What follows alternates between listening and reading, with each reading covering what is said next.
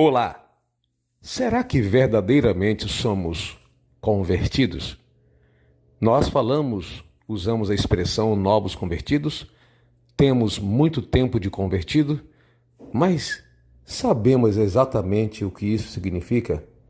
Você já parou para pensar se você é uma pessoa convertida ou apenas uma pessoa com princípios religiosos?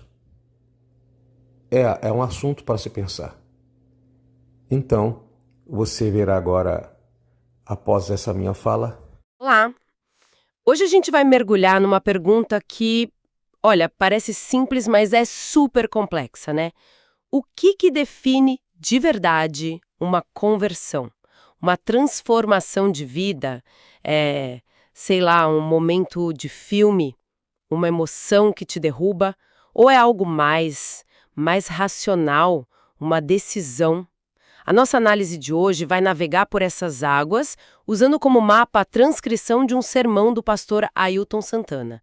A nossa missão aqui é tentar desvendar a visão que ele apresenta sobre como essa virada de chave acontece. E a ideia central que a gente vai explorar é que não existe uma receita de bolo, sabe? Cada jornada é única e, para ilustrar, a gente vai usar um caso famosíssimo: a história de Zaqueu, o cobrador de impostos. E o que eu acho fascinante já começa aí.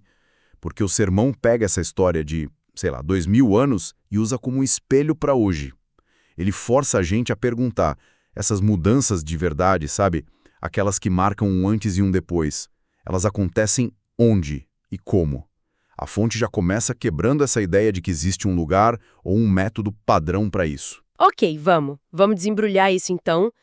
O ponto de partida do sermão, como você falou, é que não tem fórmula. Cada história é uma história. E para provar o ponto, o pastor já começa com uma experiência dele mesmo. Ele menciona que antes de se converter, ele gostava muito de dançar. E a conversão dele não foi naquele cenário clássico dentro da igreja. Foi tipo um estalo, sabe? Algo que aconteceu de repente, de um jeito natural, fora daquele ritual que a gente costuma imaginar. Isso já cria um contraste muito importante. Porque a gente tem no imaginário aquela cena do apelo no final do culto, a música tocando, e claro que isso acontece.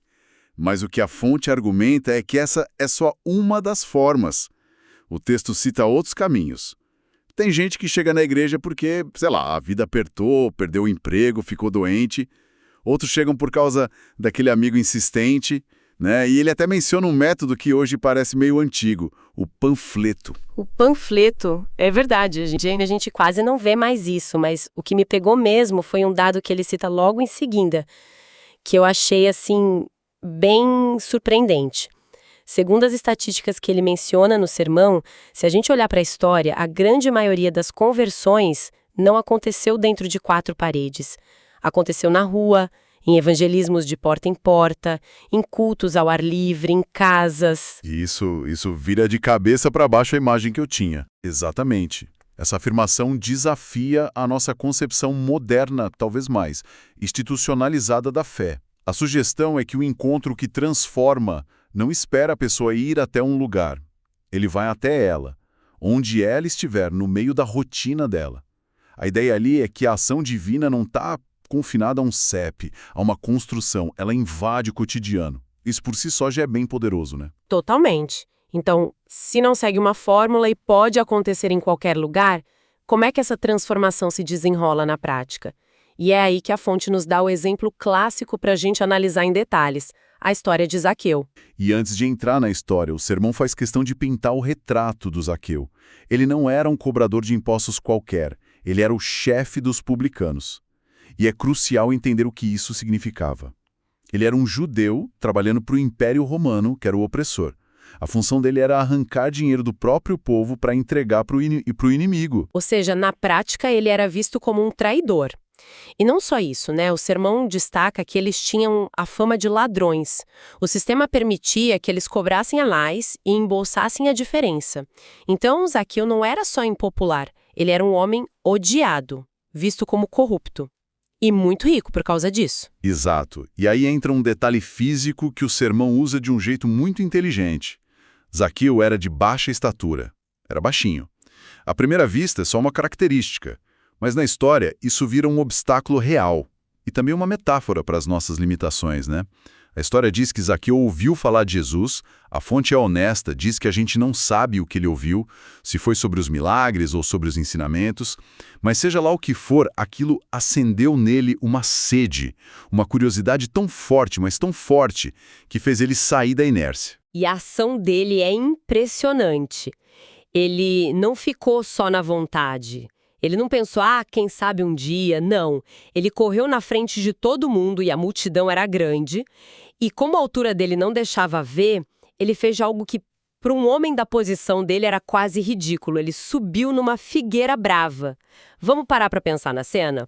O chefe dos cobradores de impostos, rico, poderoso, correndo e se agarrando numa árvore como se fosse um menino.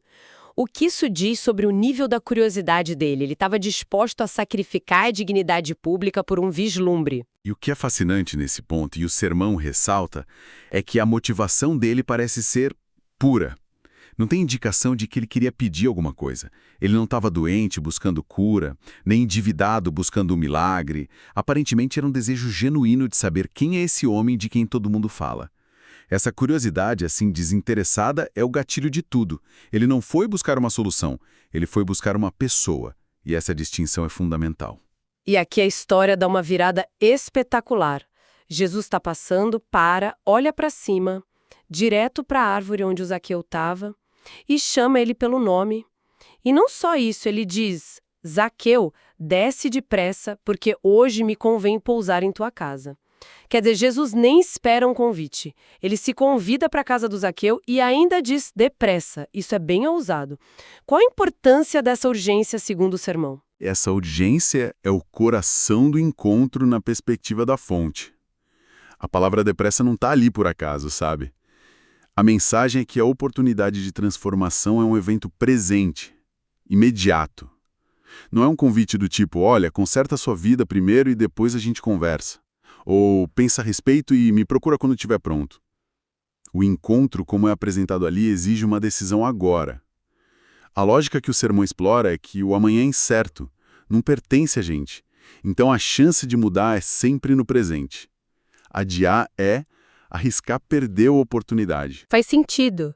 E a reação das pessoas ao redor é exatamente a que a gente esperaria, né? O sermão descreve que a multidão começa a murmurar, a reclamar. Como assim? Ele vai se hospedar na casa de um pecador? Quer dizer, para a moral da época, Jesus estava se contaminando ao entrar na casa de um homem como Zaqueu. E Jesus ignora completamente os críticos e vai direto para a casa da pessoa que, aos olhos de todo mundo, era menos digna. E isso nos leva a um dos pontos mais contraintuitivos que o sermão aborda. A ideia de que a mudança vem depois do encontro. E não como uma condição para que ele aconteça. A mensagem implícita é, venha como você está. O pastor argumenta que as instruções bíblicas, tipo, não roube mais ou não minta mais, são para quem já foi acolhido, para quem já começou a caminhada. Elas não são uma lista de pré-requisitos para ser aceito. Primeiro vem o acolhimento, a aceitação. Só depois, como consequência, a transformação começa. Isso bate de frente com a nossa lógica de que a gente precisa merecer as coisas, né? Exato. A gente sempre pensa que precisa arrumar a casa antes de receber a visita. Ok, então Jesus entra na casa dele. Mas a gente ainda não viu nenhuma mudança concreta no Zaqueu, o que a fonte aponta como o verdadeiro gatilho da transformação dele. A sua pergunta é a chave. O texto bíblico não descreve uma longa conversa teológica. Ele só diz que no meio daquele momento, Zaqueu se levanta. É uma ação espontânea. E ali, de pé, ele faz uma declaração pública que é a materialização da sua mudança interna. E essa declaração, segundo a análise do sermão, é a própria essência da conversão. E o que ele disse? Ele diz duas coisas muito específicas, muito práticas. Primeiro, Senhor, resolvo dar aos pobres a metade dos meus bens. E segundo, e se em alguma coisa tenho defraudado alguém, restituirei 4 vezes mais. Não é uma promessa vaga. É um plano de ação concreto. Uau! Isso é muito forte. Porque não é só me desculpe. O sermão, então, define isso como verdadeiro arrependimento, certo? Ele faz uma distinção entre sentir e agir? Precisamente. E essa é uma distinção radical. A nossa cultura muitas vezes foca no sentir-se mal. Você erra, se sente culpado, processa isso e pronto.